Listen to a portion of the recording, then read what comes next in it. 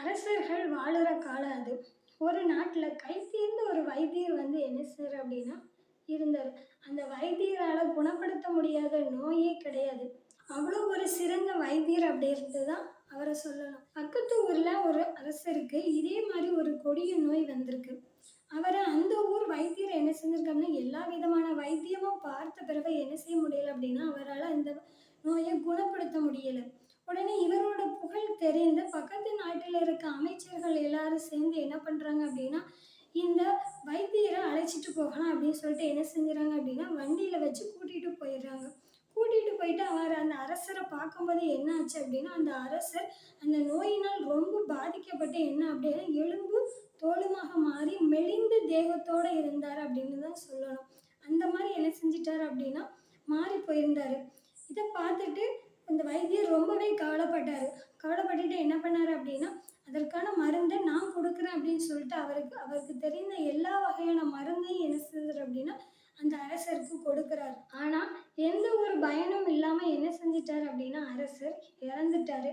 இவர் நம்மளாலேயே இந்த நோயை குணப்படுத்த முடியலையே, இதற்கான மருந்தும் நம்ம என்ன கொடுத்தோம் இது சரியாகலை அப்படின்னு சொல்லிட்டு இவருக்கும் ஒரு மனக்கவலையில் என்ன செஞ்சிட்டார் அப்படின்னா திரும்ப வந்துட்டார்.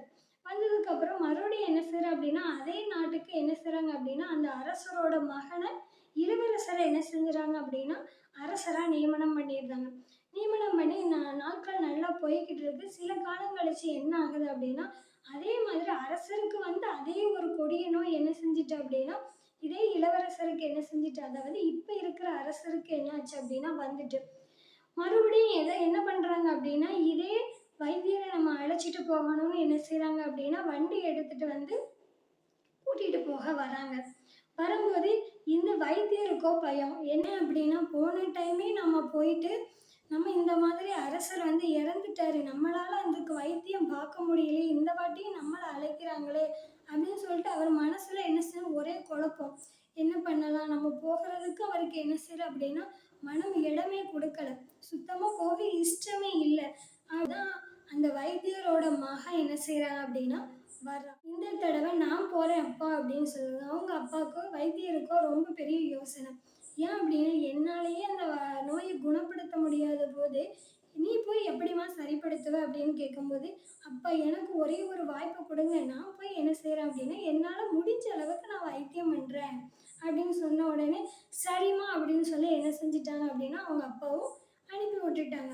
சரி என்ன ஆச்சு அப்படின்னு சொல்லிட்டு கொஞ்ச நாள் கழிச்சு பார்த்தா ஒரு வண்டியில் என்ன செய்கிறாங்க அப்படின்னா 2 ஆட்களோடு என்ன செய்கிறாங்க அப்படின்னா அமைச்சர் வாராரு.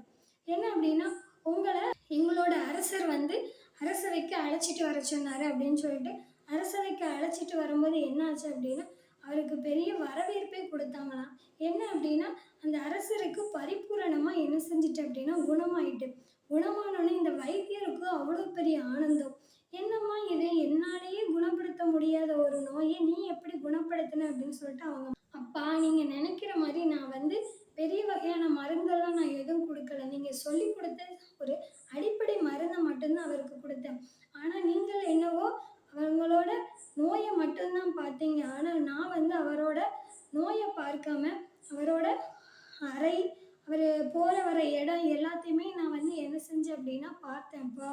அந்த சமயத்தில் தான் எனக்கு கிடைச்ச ஒரே ஒரு இது அவரோட அறையில் ஒரு விஷத்தன்மை உள்ள ஒரு பூச்சி இனம் கூடு கட்டி இருந்தது.